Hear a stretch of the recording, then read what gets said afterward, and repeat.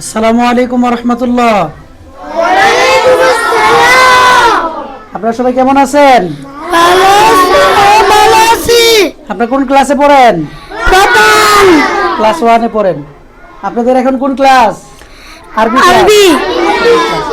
হ্যাঁ, আপনি বলেন তো, হাদি মাদ্রাসাতুন এটার ইংরেজি কি? দিস ইজ এ মাদ্রাসা, এটি একটি মাদ্রাসা। আপনি বলেন তো, তিলকা সাব্বুরাতুন এটার ইংরেজি কি?